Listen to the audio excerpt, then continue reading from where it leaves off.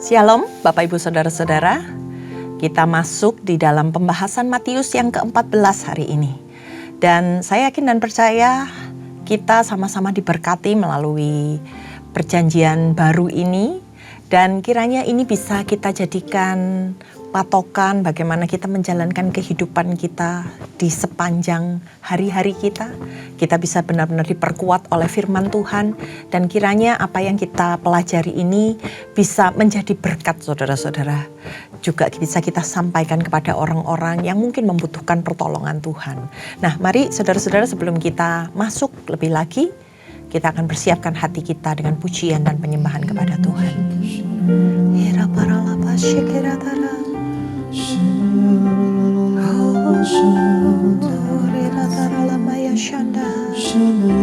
Kau baik ya Tuhan, Kau sungguh baik ya Tuhan.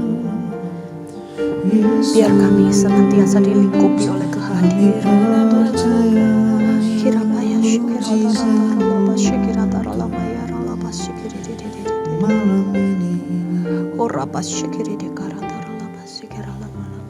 Terima kasih Tuhan. Tak terbatas kuasa-Mu Tuhan, semua dapat Kau lakukan. Apa yang kelihatan mustahil bagiku, itu sangat mungkin bagimu. Tak terbatas kuasa-Mu Tuhan, semua dapat Kau lakukan. Apa yang kelihatan mustahil bagiku, itu sangat mungkin bagimu. Di saat ku tak berdaya, kuasa-Mu yang sempurna. Ketika ku percaya, mujizat itu nyata.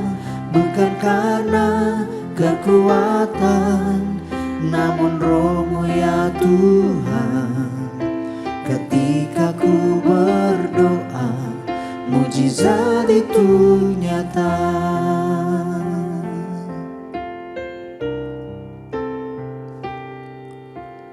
Tak terbatas kuasa-Mu Tuhan, semua dapat Kau lakukan. Apa yang kelihatan mustahil bagiku, itu sangat mungkin bagimu. Tak terbatas kuasa-Mu Tuhan, semua dapat Kau lakukan. Apa yang kelihatan mustahil bagiku, itu sangat mungkin bagimu. Di saat ku tak berdaya, kuasa-Mu yang sempurna. Ketika ku percaya, mujizat itu nyata. Bukan karena kekuatan, namun Roh-Mu ya Tuhan. Ketika ku berdoa, mujizat itu nyata. Di saat ku tak berdaya, kuasa-Mu yang sempurna. Ketika ku percaya, mujizat itu nyata. Bukan karena kekuatan, namun Roh-Mu ya Tuhan. Ketika ku berdoa, mujizat itu nyata. Di saat ku tak berdaya, kuasa-Mu yang sempurna. ketika ku percaya mujizat itu nyata, bukan karena kekuatan, namun roh-Mu ya Tuhan. Ketika ku berdoa, mujizat itu nyata. Di saat ku tak berdaya, kuasa-Mu yang sempurna. Ketika ku percaya, mujizat itu nyata, bukan karena kekuatan, namun roh-Mu ya Tuhan. Ketika ku berdoa, mujizat itu nyata. Ketika ku berdoa, mujizat itu nyata. Ketika ku berdoa, mujizat itu nyata. Kami percaya mujizat itu nyata. Masih ada mujizat.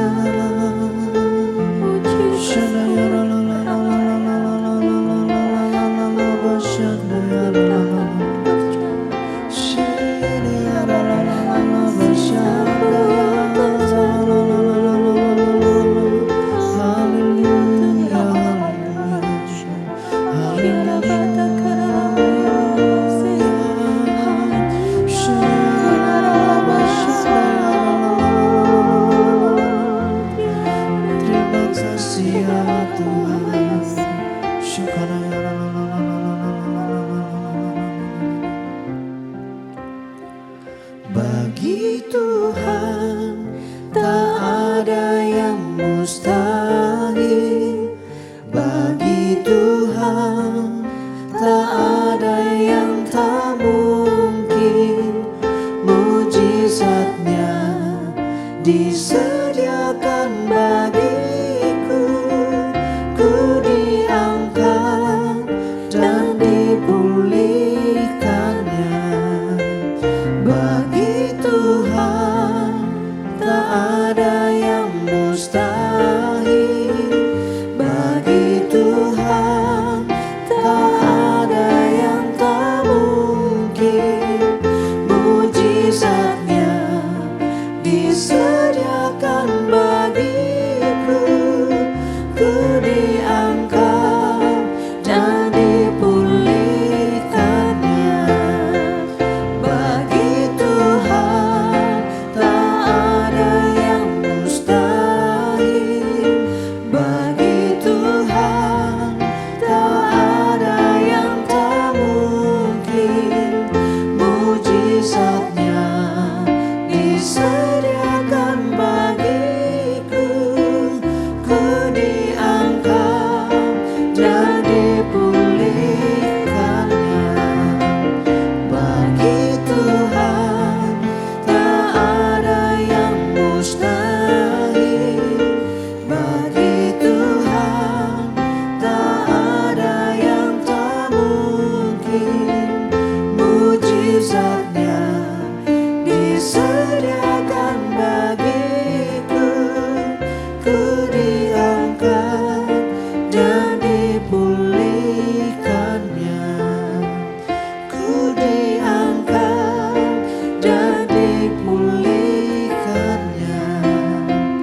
Ku diangkat dan dipulihkannya.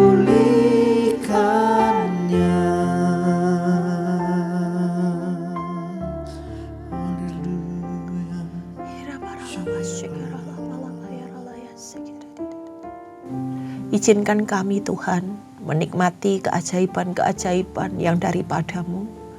Biar apapun ya Tuhan yang boleh kami baca, yang boleh kami lihat ya Tuhan, itu dapat kami alami di dalam kehidupan kami. Buat setiap anak-anak-Mu Tuhan yang hari ini butuh pertolongan-Mu, sekalipun itu mustahil, kami percaya melalui ayat-ayat firman Tuhan yang akan kami pelajari hari ini, kami memperoleh kekuatan, kami memperoleh peneguhan bahwa janji Tuhan itu ya dan amin, dan tidak ada yang mustahil bagi nama-Mu ya Bapa. Kami ingin duduk diam Tuhan, kami mau belajar, dan biar hati kami disirami dengan air kehidupan yang membuat kami dapat bertumbuh Tuhan, berbuah, dan bisa menyinari orang-orang yang ada di sekitar kami. Terima kasih ya Tuhan, hanya di dalam nama Tuhan Yesus, haleluya, amin. Baik saudara-saudara, kita masuk di dalam Matius 14. Nah, di dalam perikop pertama ini dikatakan Yohanes Pembaptis dibunuh. Ini merupakan salah satu kisah yang mengerikan dalam sejarah dunia, di mana ini menceritakan tentang sebuah kebencian, di mana ketika sebuah tarian yang heboh dilakukan oleh seorang gadis bisa membuat berakhirnya kehidupan seorang nabi Tuhan yang luar biasa, yaitu Yohanes Pembaptis. Kita mulai dari ayat yang kedua, saudara-saudara. Dikatakan, ia berkata kepada pegawai-pegawainya, inilah Yohanes Pembaptis, ia sudah dibangkitkan dari antara orang mati, dan itulah sebabnya kuasa itu bekerja di dalamnya. Nah saudara-saudara, kisah ini dimulai dari kisah Raja Herodes yang disebut sebagai Herodes Antipas. Dia ini adalah anak dari Herodes Agung. Nah, pada ayat ini dia itu sedang terkejut, saudara-saudara, mendengar kabar tentang mujizat-mujizat yang dilakukan oleh Tuhan Yesus. Dia menduga bahwa Yesus ini adalah Yohanes Pembaptis yang telah dibunuhnya. Tapi kemudian Yohanes ini bangkit untuk melakukan mujizat-mujizat. Ini yang ada di dalam pemikiran Raja Herodes, sehingga dia bilang, ini sepertinya Yohanes Pembaptis yang bangkit. Nah, di ayat yang ketiga, Yohanes Pembaptis ini sedang flashback dengan kejadian-kejadian yang dilakukan. Bukan Yohanes Pembaptis. Raja Herodes ini sedang flashback, saudara-saudara, dengan kejadian-kejadian yang dia lakukan ketika dia membunuh Yohanes Pembaptis atas permintaan anak Herodias. Sedang berpikir tentang kejadian sebelumnya. Bermula dari teguran Yohanes Pembaptis kepada Raja Herodes. Raja Herodes ini ingin menikahi iparnya. Tapi di dalam hukum Taurat hal itu dilarang, saudara-saudara. Dengan berani Yohanes Pembaptis ini datang kepada Raja Herodes dan bilang, tidak boleh hal itu kamu lakukan. Raja diminta untuk tunduk pada aturan Tuhan. Lalu berujung Raja memenjarakan Yohanes Pembaptis. Tapi raja ini tidak berani menghukumnya karena takut kepada rakyat. Tapi dia memiliki tekad kuat untuk suatu ketika nanti bisa mengenyahkan Yohanes Pembaptis ini. Dan pikiran itu ternyata ada di dalam Herodias. Justru seorang perempuan yang benar-benar punya keinginan untuk dia bisa menghancurkan dan membunuh Yohanes Pembaptis. Nah saudara-saudara, apa yang dilakukan? Kita baca di ayat yang ke-8. Atas desakan ibunya, anak perempuan dari Herodias itu berkata, berikanlah kepadaku di sini kepala Yohanes Pembaptis di atas sebuah pinggan. Perhatikan saudara-saudara, di hari ulang tahun Raja Herodes, Herodias berhasil mencapai maksudnya untuk membunuh nabi itu. Kalau Raja Herodes hanya memenjarakan Yohanes Pembaptis, keinginan kuat untuk membunuh ini ada pada Herodias. Dan dikatakan di dalam firman Tuhan, Herodes sampai sangat sedih ketika dia harus melakukannya. Dia segan membunuh Yohanes karena dia takut terhadap masyarakat yang ada pada waktu itu. Tapi pada saat itu dia juga takut kehilangan mukanya di hadapan tamu-tamunya ketika sang penari yang dia janjikan mau minta apa saja aku setujui. Dan dia ternyata meminta kepala dari Yohanes Pembaptis. Di ayat yang ke-10 disuruhnya memenggal kepala Yohanes di penjara. Kepala itu pun dibawa orang di sebuah pinggan dan diberikan kepada gadis itu. Lalu ia membawa kepada ibunya. Murid-murid Yohanes Pembaptis datang mengambil mayatnya dan menguburkannya. Kemudian pergilah mereka memberitahukannya kepada Yesus. Demikianlah akhir dari kehidupan Yohanes Pembaptis. Karena dia melakukan tugasnya sebagai seorang nabi. Memperingatkan raja tentang hal yang tidak baik yang akan raja lakukan. Tapi hari itu justru dia harus kehilangan kehidupan bebasnya. Bahkan sampai kehilangan nyawanya. Karena kebencian dan kelicikan dari Herodias. Dan Raja Herodes pun untuk menghormati Yohanes. Herodes mengizinkan murid-murid dari Yohanes untuk mengambil mayat Yohanes dan menguburkannya. Lalu para muridnya ini memberitahukan berita yang menyedihkan ini kepada Yesus. Nah, akan dilanjut di perikop berikutnya tentang mujizat-mujizat yang dilakukan oleh Yesus. Di mana Yesus memberi makan 5.000 orang. Ketika mendengar berita ini saudara-saudara, tentang kematian Yohanes Pembaptis, Yesus itu semakin waspada.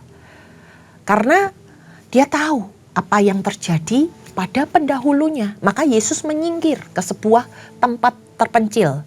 Nah, ini juga terjadi ketika Yohanes Pembaptis ditangkap oleh Herodes. Yesus juga menyingkir ke tempat lain, yaitu ke Galilea. Itu dicatat di dalam Matius 4 ayat 12. Nah, hari itu ketika mendengar hal itu, Yesus sedih dan kemudian Yesus pergi ke tempat lain. Kita baca di ayat yang ke-14.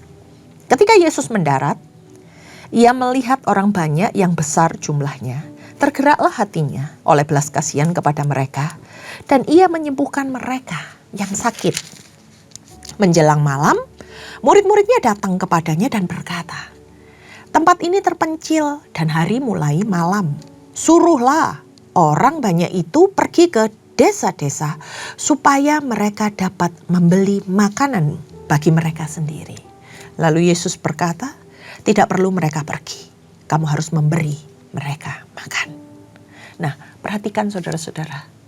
Kalau kita lihat, Yesus itu selalu memiliki belas kasihan kepada para pengikutnya.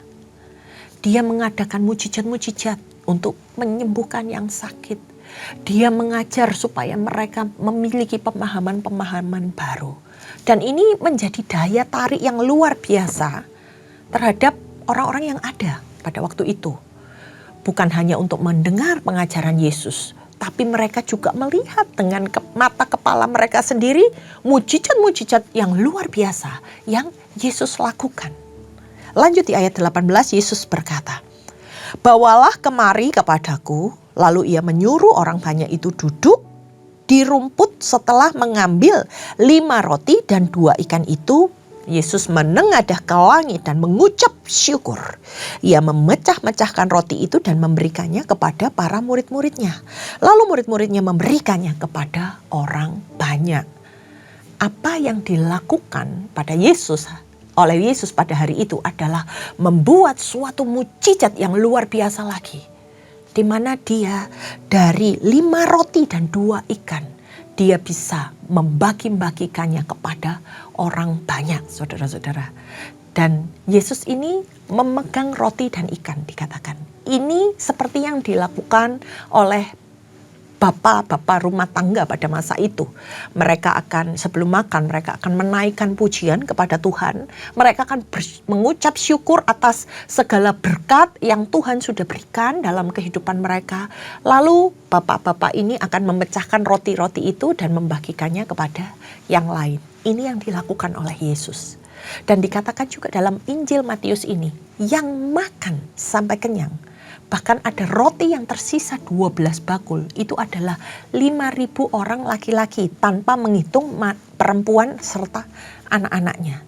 Kenapa hal ini diperjelas oleh Matius? Untuk menunjukkan betapa dahsyatnya mujizat yang dilakukan oleh Yesus pada waktu itu. dalam keadaannya mungkin sedang sedih karena mendengar kabar berita, tapi dia masih berbelas kasihan kepada orang banyak. Dia masih menolong mereka, bahkan melakukan mujizat-mujizat yang lebih luar biasa lagi. Di perikop berikutnya, Yesus berjalan di atas air. Nah, ini sesuatu di luar kebiasaannya, saudara-saudara. Yesus menyuruh murid-muridnya itu untuk naik ke perahu dan pergi meninggalkan dia sendiri. Kita baca di ayat yang ke-23. Setelah orang banyak itu disuruhnya pulang, Yesus naik ke atas bukit untuk berdoa seorang diri. Menjelang malam, ia sendirian di situ. Di ayat yang ke-23, Yesus melepaskan para muridnya dan orang banyak. Dia ambil waktu untuk menyendiri. Dia ambil waktu untuk berdoa di bukit sendirian, saudara-saudara. Dia ingin me time bersama dengan Bapanya. Di ayat yang ke-24, yang terjadi selanjutnya adalah perahu murid-muridnya sudah beberapa mil jauhnya dari pantai dan diombang-ambingkan gelombang karena angin sakal. Di tengah laut ini ternyata para murid itu mengalami kesukaran. Di ayat yang ke-25, kira-kira jam 3 malam, datanglah Yesus kepada mereka berjalan di atas air. Mujizat yang luar biasa yang dilakukan Yesus selanjutnya adalah dia berjalan di atas air. Yesus tahu kesusahan murid-muridnya. Dan Yesus datang menghampiri mereka untuk menolong mereka dalam sebuah mujizat yang luar biasa. Habis melakukan mujizat 5 roti dan 2 ikan jadi 5.000 orang kenyang. Kemudian dia melakukan mujizat lagi yang lebih luar biasa ketika dia tahu murid-muridnya, orang-orang yang sangat dikasihinya ini berada di dalam sebuah kesusahan. Yesus datang menghampiri mereka. Di ayat yang ke-26, ketika murid-muridnya itu melihat dia berjalan di atas air, mereka terkejut dan berseru, "Itu hantu!" Lalu berteriak-teriak karena takut. Yesus segera berkata kepada mereka, "Tenanglah, ini aku, jangan takut." Lalu murid-muridnya ketika melihat itu, saudara-saudara, mereka terkejut, mereka syok, dan di tengah kepanikan mereka nggak sadar kalau yang datang itu adalah guru mereka. Karena dalam pikiran mereka, mungkin mereka nggak mengira ada orang yang bisa berjalan di atas air, sehingga mereka menyangka itu hantu. Tapi perhatikan di ayat yang ke-28. Ini bagaimana Petrus dengan cara yang lain menyampaikan pandangannya. Petrus berkata kepadanya, "Tuhan." Dia langsung mengenali. Itu Tuhannya. "Apabila itu engkau, suruhlah aku datang kepadamu berjalan di atas air." Lalu kata Yesus, saudara-saudara, "Datanglah." Lalu Petrus turun dari perahu dan berjalan di atas air dan mendatangi Yesus. Nah, perkataan Petrus ini hanya dicatat di Injil Matius, saudara-saudara. Kalau Anda belajar dari kitab-kitab yang lain, itu tidak disampaikan bagaimana Petrus ingin dia juga ikut berjalan di atas air seperti Tuhan Yesus. Petrus ini orangnya spontan. Ketika dia berbicara, ketika dia menyampaikan pendapat, orangnya spontan. Antara kaget dan tidak percaya, dia ingin datang kepada Yesus dan ingin merasakan keajaiban yang Yesus lakukan. Di ayat yang ke-30.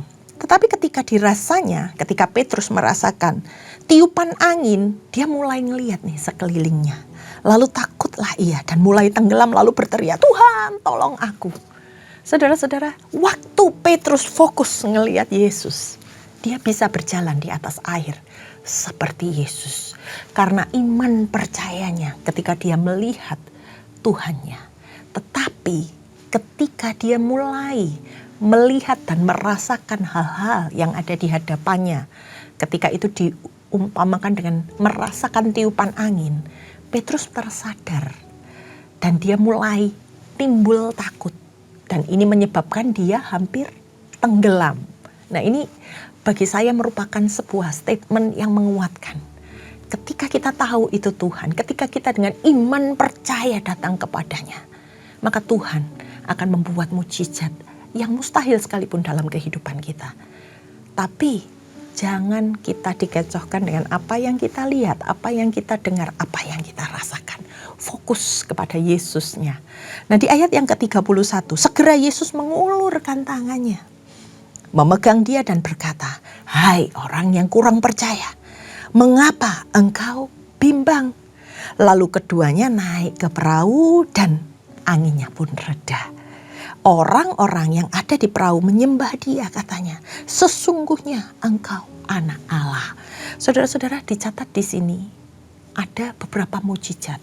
Bagaimana Yesus berjalan di atas air, bagaimana Petrus menghampiri Yesus, dan bagaimana setelah Yesus masuk ke dalam perahu itu, angin menjadi reda. Murid-murid untuk yang ketiga kalinya dia melihat bagaimana mukjizat besar itu yang terjadi, yang baru mereka lihat, dan itu benar-benar membuat mereka kagum. Karena sesuatu yang ekstrim yang mereka lihat. Yang dilakukan mereka apa? Mereka menyembah Yesus dan dikatakan menyebut Yesus sebagai anak Allah. Pengetahuan mereka tentang Yesus berkembang. Ketika kita memiliki pengalaman-pengalaman dengan Tuhan, maka pengetahuan kita pun akan Tuhan berkembang. Tadinya mungkin mereka hanya menyebut Yesus sebagai guru mereka. Tapi hari itu mereka menyembah Yesus sebagai anak Allah. Kita lanjutkan dalam perikop berikutnya. Yesus menyembuhkan orang-orang sakit di Genesaret. Di ayat yang ke-34. Setibanya di seberang, mereka mendarat di Genesaret. Ketika Yesus dikenal oleh orang-orang di tempat itu, mereka memberitahukannya ke seluruh daerah itu. Semua orang yang sakit dibawa kepadanya. Mereka memohon kepadanya supaya diperkenankan, walaupun hanya menyentuh jubahnya. Semua orang yang menyentuhnya menjadi sembuh. Saudara-saudara, Genesaret ini adalah sebuah dataran kecil yang sangat subur. Letaknya di sebelah barat Danau Galilea. Ketika orang banyak melihat dan mengenali Yesus, orang-orang ini juga ingin menerima mukjizat yang mereka dengar. Apa yang dilakukan oleh Yesus di tempat-tempat lain, mereka juga ingin merasakan. Bahkan iman mereka sangat besar, saudara-saudara. Mereka bilang, cuman ingin menjamah ujung baju Yesus, jubah Yesus.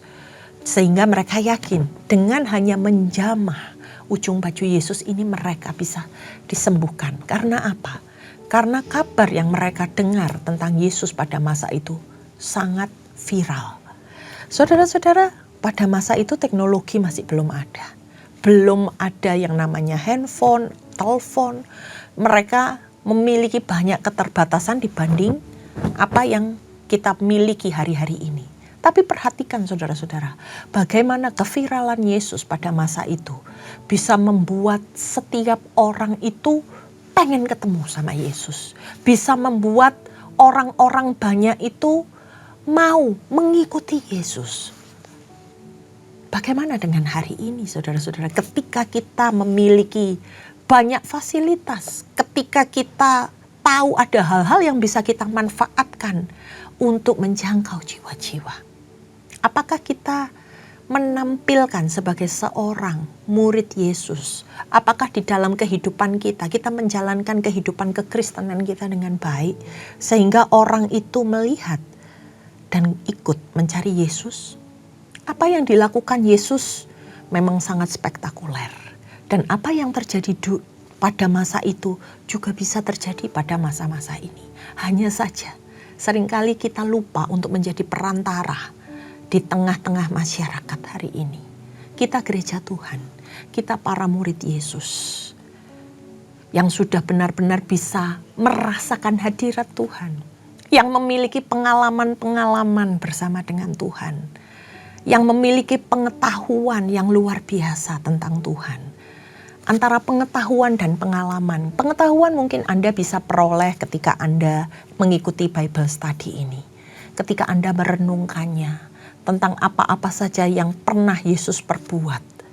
Dan hari itu Anda diingatkan oleh Tuhan. Bagaimana pengalaman kita bersama dengan Tuhan sampai pada titik ini? Adakah mujizat-mujizat yang Tuhan nyatakan dalam kehidupan kita?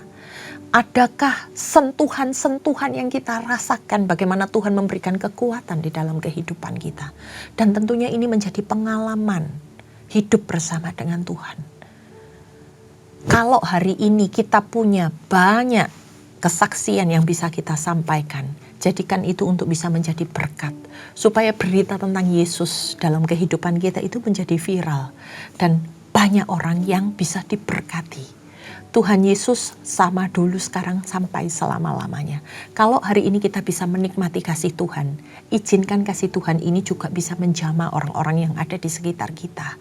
Izinkan supaya pengalaman-pengalaman kita bersama dengan Tuhan juga orang lain boleh rasakan. Hari-hari ini kita melihat begitu banyak penderitaan, tekanan, saudara-saudara. Kalau kita tahu bagaimana waktu itu Yesus bisa viral, bagaimana perbuatan-perbuatan Yesus itu bisa didengar oleh orang banyak. Hari-hari ini Tuhan panggil saya dan saudara untuk bisa menyampaikan berita, kabar sukacita tentang bagaimana Yesus dapat menolong, Yesus dapat menyelamatkan, Yesus dapat memberi kekuatan, Yesus dapat membuat mujizat-mujizat dalam kehidupan orang percaya. Untuk itu saudara-saudara, mari perbaiki kehidupan kita. Yesus bukan cuma sekedar ada di dalam Alkitab, bukan hanya sekedar kita dengar, tetapi Yesus itu hidup. Yesus itu menjadi panutan.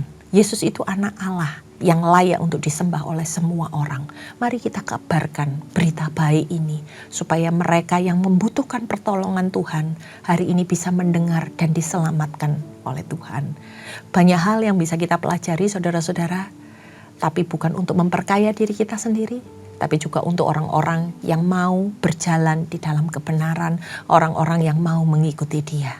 Mari saya sendiri selalu belajar setiap hari untuk saya bisa lebih mengenal Yesus, memiliki pengalaman-pengalaman. Kalau hari ini kita ada di tempat ini, kita pun juga memiliki sebuah panggilan yang sama untuk bisa menyampaikan kabar berita ini kepada yang lain. Saya akhiri di sini dan kita tundukkan kepala. Tuhan Yesus, kami bersyukur buat segala kebaikan-Mu Tuhan. Kalau hari ini kami boleh melihat ya Tuhan, bagaimana iman percaya kami kepadamu harus dinyatakan ya Bapa, dalam sikap yang teguh ya Tuhan, dengan tidak melihat ke kanan ke kiri apa yang terjadi, tetapi iman percaya kami hanya kami naikkan kepada anak Allah yang kami sembah, yang sanggup melakukan segala perkara yang mustahil sekalipun ya Tuhan. Dan biar kesaksian-kesaksian yang kami miliki ini Tuhan bisa mempermuliakan nama-Mu, biar semakin banyak orang yang mengikut Engkau, biar melalui kami ya Tuhan nama-Mu ditinggikan sebagai anak Allah ya Bapa. Mari Tuhan, Engkau yang menyertai, Engkau yang mengutus setiap kami, Engkau yang membekali setiap kami, dan biar ya Tuhan setiap kami ini bisa didapati berkenan di hadapan-Mu. Kami mau serahkan seluruh kehidupan kami ini hanya di dalam nama Tuhan Yesus. Haleluya. Amin. Terima kasih saudara-saudara sudah mengikuti Bible Study hari ini, dan Tuhan Yesus memberkati. Amin.